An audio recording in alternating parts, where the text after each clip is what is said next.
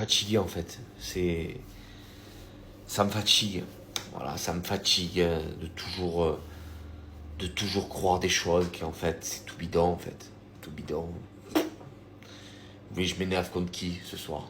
Contre la direction, qui chaque année en fait 15 recrues. Je sais pas. Franchement, je comprends pas. Je comprends pas le match qu'on fait, le début de la première mi-temps qu'on fait. Déjà, c'est là que tu perds le match. Où t'as des mecs comme Balerdi, comme Heuberg. Ils n'arrivent pas à faire de contrôle. J'ai pas de mots du niveau de l'OM. À la mi-temps, il sort Greenwood. Ben, il a raison. J'aurais fait la même chose. Voilà. Et Greenwood, ben, il défend pas. C'est pas un joueur qui défend. Même si en première mi-temps, il a été nul. Voilà, je le dis. Mais à un moment donné, il voulait garder le nul. Est-ce que c'était la solution? Je sais pas. Mais bon, c'est triste. C'est triste de faire entrer des joueurs qui sont indésirables et que c'est limite les meilleurs. Cordelius, pour moi, ben, ça a été le meilleur et c'est le mec qu'on jette. Lirola, il y a 3 jours, il s'est entraîné avec la réserve. Tu joues à la Ligue des Champions, tu fais rentrer des minots de 17 ans où tu pries le bon Dieu pour qu'il te fasse la différence. C'est dramatique, hein. Franchement, c'est dramatique, les gars. Maintenant, c'est le début de saison. Je vais faire quoi? On va crier. Je vais crier au bout de 3 journées. J'ai pas envie. C'est bon, j'ai pas envie de crier au bout de 3 journées. Ils rentrent même pas. Les gars, c'est tristouné. Je vous le dis, on est vraiment, mais pauvre à voir, pauvre de nous. Et dans 15 jours, on joue Paris et le Real Madrid. Bye. Alors je sais, beaucoup vont me dire les Marseillais, vous vous victimisez, vous aimez trop vous plaindre, vous aimez trop pleurer, etc. etc. Mais est-ce que vous trouvez ça normal qu'un média sérieux comme RMC Sport fasse ce genre de post? Juste, pour vous, est-ce que c'est normal? Normalement, tu es journaliste, tu es un média, un grand média, c'est la neutralité. Voilà, en championnat de France, c'est la neutralité entre toutes les équipes, on est d'accord. Donc est-ce que ça, c'est normal? Après, faut pas s'étonner des commentaires, les gars. Faut pas s'étonner. C'est comme pour le mercato. Quand c'est pour envoyer un joueur au PSG, donc Chevalier quand il a signé à Paris, les temps nous sortent des discours heureux de l'avoir fait grandir, etc. Pourtant, c'est un club de Ligue 1 qui vend un autre club de Ligue 1. Et quand l'OM était intéressé pour prendre Zegrova, là directement, non, il n'ira pas à l'OM. Hein, il va pas à l'OM. Je sais pas, je comprends pas. En fait, pourquoi deux traitements différents? Pareil avec Kita. Quand il a fallu manger le chibre du PSG, ployer le genou, il n'y a pas de souci.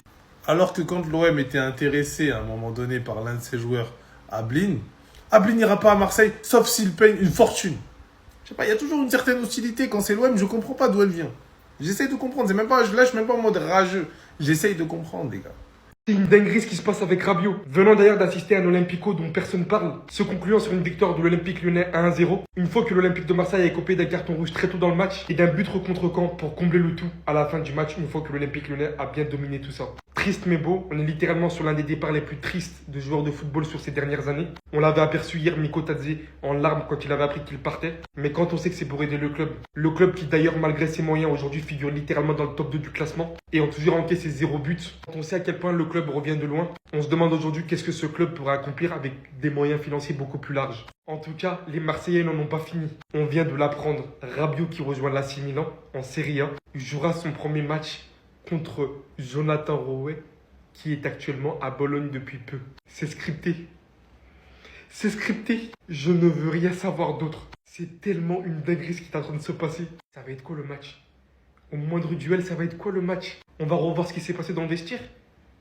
Pendant les 10 minutes là? Non, franchement, j'ai pas les mots. Tu viens à Lyon, tu te fais taper. Qui t'a invité, wesh? Qui t'a invité? Qui vous a invité parce qu'il fallait pas venir? Victoire de l'Olympique Lyonnais dans cet Olympico. Et ça fait 9, les gars. 9 points sur 9. 3 victoires sur 3. Est-ce qu'on pouvait rêver d'un meilleur début de saison? Même si aujourd'hui, ça n'a pas été facile. On a clairement ressenti le manque d'un numéro 9, notamment de Georges Mikotadze. Surtout qu'en deuxième mi-temps, on a exactement envoyé 54 centres dans les gants de Rulli, les frères. On n'avait pas de 9, on faisait que centrer. Mais j'ai pas compris. Après, malgré tout, on aura quand même été aidé par le carton rouge provoqué par Malik Fofana. Et d'ailleurs, s'est blessé pendant le match, et on l'a vu. La sortie de Malik Fofana, elle nous a fait mal, les frères. Surtout qu'après, Fonseca, il a mis du temps.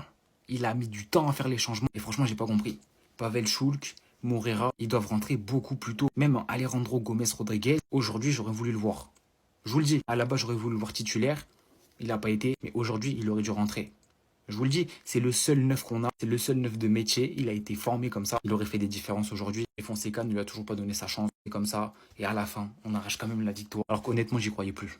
Je vous le dis, j'y croyais plus du tout. Et le plus important est là, les 3 points, on enchaîne. Et surtout les frères, on a un vrai groupe, on a une vraie équipe, on a un vrai collectif. Ils sont tous là pour se tirer vers le haut. Maintenant, à voir les dernières recrues qui vont arriver. On a Satriano qui arrive. Logiquement, il y a un autre neuf qui va arriver, un ailier droit, à voir les profils. Mais cette saison, il y a franchement quelque chose à faire, les gars. Toi là, viens me voir, non, viens, on va parler de toi, c'est pas parce que t'es sorti à la mi-temps que je t'ai oublié, viens. T'inquiète, tu pourras mettre ton doublé contre Lorient, comme ça les Marseillais vont croire que t'es fort, mais là je vais étudier ton cas, je vais faire ce que les Marseillais ne font pas. Ah, quand c'est Lyon en face, on te dérange pas trop, t'es pas trop fantomatique, quand c'est Lyon en face, ou quand c'est Monaco, quand c'est le PSG, ça va, quand c'est des grosses équipes, t'es pas trop fantomatique, ça va, on te dérange pas.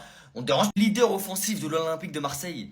Et tu fais des matchs aussi fantomatiques face à des grosses équipes comme ça, je m'inquiète pour la Champions League, je m'inquiète fortement. Pas comme si t'avais un gros client en face de toi en plus, c'est Abner Vinicius. C'est même pas un très bon latéral de Ligue 1. Les Marseillais, je vous aime beaucoup, vous êtes les meilleurs supporters de France, mais s'il vous plaît, arrêtez de le chouper parce qu'il met des doublés contre Brest, parce qu'il met des doublés contre Montpellier. S'il vous plaît, parce que ça va devenir grave. Vous jouez la Champions League, votre leader offensif n'est pas au niveau face à des grosses équipes. Mettez-lui un peu de pression. Vous le choupez trop, je vous le jure. Je vous aime beaucoup, mais c'est un conseil que je vous donne. Moi, je connais le foot, je regarde tous ces matchs. C'est pas possible d'être aussi fantomatique contre des grosses équipes comme ça. S'il vous plaît, pour le bien de votre avenir, en Champions League surtout, et pour retourner en Champions League pour être dans le top 3, parlez-lui. Dites-lui les choses. Mes frères marseillais, vous savez ce que je cache derrière moi? Le nombre de buts que vous avez mis aujourd'hui. 0. C'est comment? Victoire de l'OL, un seul olympique, on vous l'a déjà dit, 3 sur 3, c'est comment? C'est comment vos grandes déclarations, un seul olympique, on va aller les taper, c'est comment? C'est comment? Parce que là, c'est du 3 sur 3 pour Lyon, 9 points. Vous êtes où au classement? Attendez, je vais vous montrer, je vais vous rappeler un peu. Olympique lyonnais, 9 points sur 9, premier égalité avec Paris. Olympique de Marseille, 10e, 3 points en 3 matchs. Une victoire, 2 défaites. On fait comment? On m'avait dit un seul olympique, ok. Mais lequel est plus haut dans le classement, là? Lequel est plus haut, s'il vous plaît? Je vous l'accorde, il y a une grande partie de la deuxième mi-temps que j'ai pas vu parce qu'il y avait flickball. J'ai vu que la fin du match et la première mi-temps. Fofana, il est beaucoup trop fort. Fofana ne donne l'heure à aucun ailier de Marseille. J'en ai rien à faire, je parle avec le cœur aujourd'hui. Fofana, c'est meilleur que Mason Greenwood. Vous pouvez venir m'insulter, j'en ai rien à faire aujourd'hui, je parle sous le coup de l'euphorie. Fofana, la première mi-temps qu'il fait, c'est une dinguerie. C'est une dinguerie, il vous a malmené, il vous a rendu fou, jusqu'à il vous a fait prendre un rouge et c'est ce qui vous a éteint le match. C'est ce carton rouge sur Malik Fofana. Fofana, merci pour tout. Marseille, 10e, 3 points en 3 matchs, on est où? On est où? Je sais pas si vous avez dominé la deuxième mi-temps, j'en ai aucune idée, j'en sais rien. Je l'ai pas vu. J'ai vu que la fin, mais j'en ai rien à faire. Ce que je vois, c'est 1-0.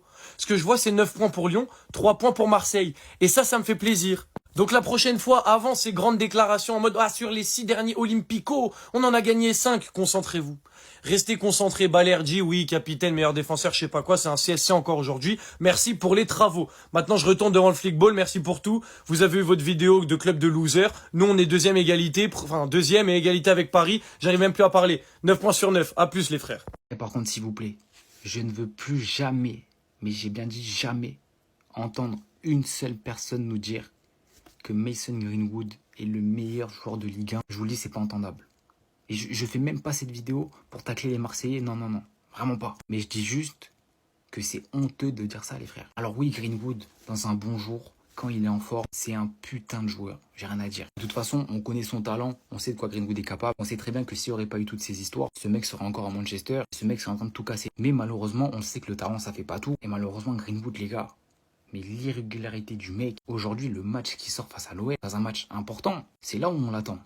Un joueur de la taille de Greenwood, on l'attend dans ces matchs-là. Aujourd'hui, ça a été catastrophique. Vous pouvez pas me dire que ce gars est le meilleur joueur de Ligue 1. C'est pas possible. C'est pas acceptable. Parce que franchement, c'est bien de marquer des triplés sur certains matchs, de faire des grosses performances. Si t'en fais une tous les 50 matchs, ta grosse performance, c'est contre Nantes ou contre Auxerre, et que dans les gros matchs, face à l'OL, face à Paris, etc., tu passes à côté, à quoi ça sert? Honnêtement, un joueur du talent et du statut de Mason Greenwood ne peut pas se permettre de passer à côté d'aussi gros rendez-vous. Il ne peut pas se permettre d'être autant irrégulier tout au long de la saison.